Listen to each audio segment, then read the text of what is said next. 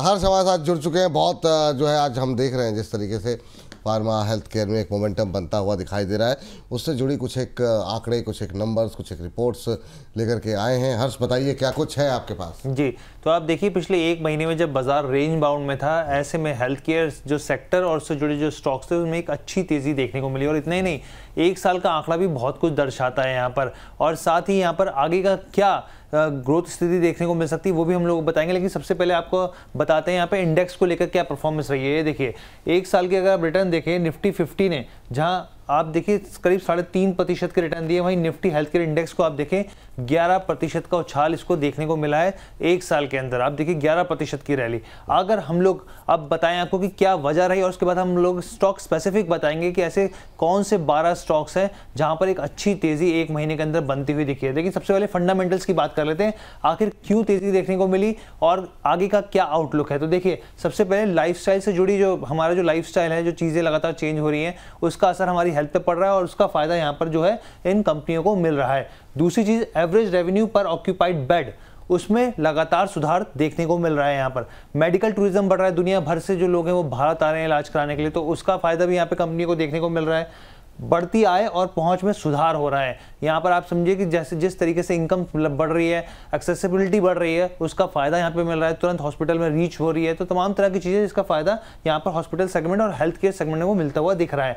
Occupancy और bed क्षमता में भी लगातार विस्तार हो रहा है। और आगे की रिपोर्ट के हिसाब से अगर हम लोग कहें, IBEF की जो रिपोर्ट साफ तौर पर यह कहती है कि 2031-32 तक यहाँ पर अगर कंपाउंड एनुअल ग्रोथ रेट के हिसाब से देखें तो ये 8% बढ़कर 193.6 बिलियन डॉलर तक ये जो पूरा हॉस्पिटल सेगमेंट है, हेल्थ केयर सेगमेंट है, वो बढ़ता हुआ दिख सकता है। यानी कि आगे के हिसाब से 8% की ग्रोथ दिख रही है इनको 32 तक यहाँ पर।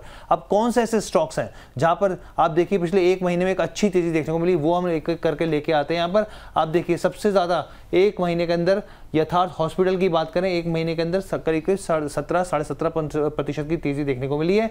ये down from the high 52 week high की हम लोग बात कर रहे थे, 11% अभी नीचे है अपने हाई से। डॉक्टर अग्रवाल हेल्थ की बात करें, यहाँ पे हमने कवर किया था, इस IPO को लिस्ट होता हुआ दिखा था, 16.5% एक महीने के अंदर चला है। यहाँ पे हमने देखा कि पीछे हाई जब बनाया था तो उससे करीब 7% ही नीचे आता हुआ दिखा है अपने। कृष्णा डायग्नोस्टिक की बात करें, एक महीने के अंदर करीब 16.5% की तेजी, अपने हाई से 23% नीचे है। मेट्रोपोलिस हेल्थ केयर की बात करें, यहाँ पर एक महीने में 16% की रैली दिखाई है स्टॉक ने, और अभी अपने हाई से 18% नीचे है। इसके अलावा जो अगली प्लेट लेके आते हैं हम लोग, देखिए इंद्रप्रस्थ मेडिकल की बात करें, एक महीने में 16% चला है और 16% अपने हाई से नीचे। कृष्णा इंस्टीट्यूट की बात करें, एक महीने के अंदर करीब 10% की रैली दिखाई है। थायरोकेयर टेक्नोलॉजीज की बात करें, 8.5% से ज्यादा के रिटर्न दिए एक महीने के अंदर। नारायण हृदयालय की बात करें, यहाँ पर करीब 8.5% की रैली इसने भी दिखाई है एक महीने के अंदर, अपने हाई से मामूली से। ये थायरोकेयर की बात करें 1%, ये 15% नीचे है।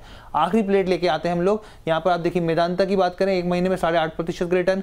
रेनबो चिल्ड्रन की बात करें, 8.3% के रिटर्न इसने दिखाए हैं, अपने हाई से 10% नीचे। अपोलो हॉस्पिटल की बात करें, 6.4% की तेजी यहाँ पर देखने को मिली, और विजय डायग्नोस्टिक भी 6% उछलता हुआ दिखा है।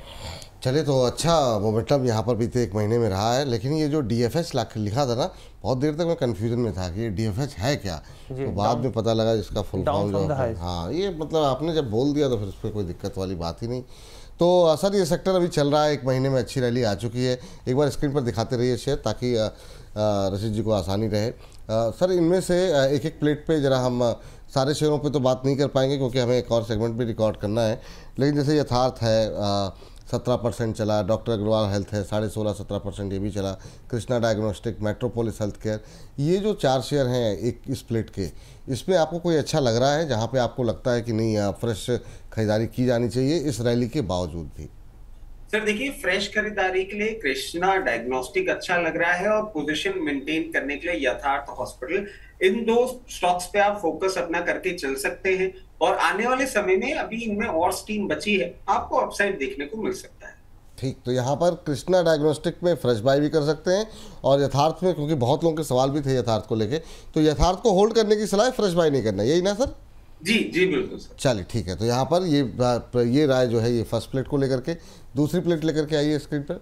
और दूसरी में सर इसमें इंद्रप्रस्थ मेडिकल है 16% एक महीने में रिटर्न, कृष्णा इंस्टीट्यूट में करीब 10% का रैली, थायरोकेयर में करीब 8.25%, नारायणा हृदयालय ये भाई एक ऐसा शेयर है, काफ़ी लोगों की क्वेरीज आती रहती हैं। इन चारों में कोई अच्छा लग रहा है सर? सर इन चारों में मेरे को एक ही अच्छा लग रहा है और मैं उसके बारे में बात करने ही वाला था कि आपने मुझे ये मतलब दर्शकों को ये भी बता दिया कि क्वेरी आती रहती है। सर नारायणा अगर आपने होल्ड कर रखा है तो होल्ड करें, मगर मीडियम टर्म की अप्रोच के साथ होल्ड करके चलेंगे।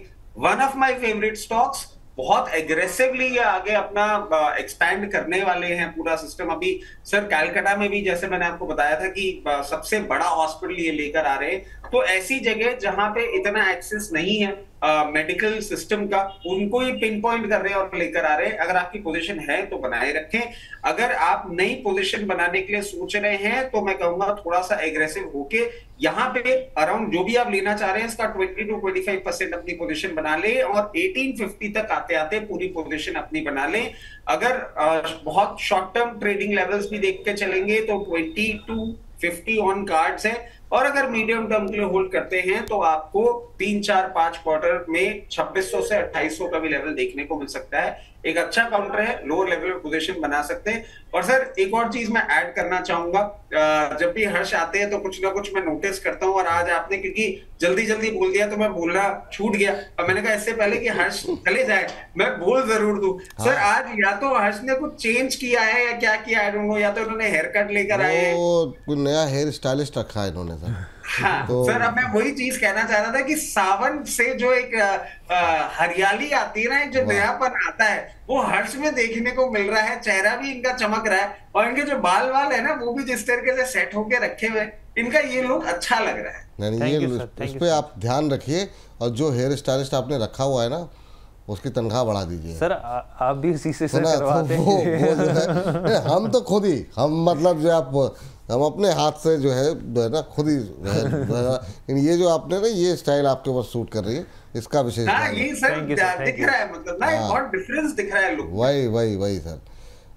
डिमांड बढ़ रही है हर्ष आपकी, तो मतलब जो है ध्यान दीजिए आप अपने लुक के ऊपर और ज़्यादा।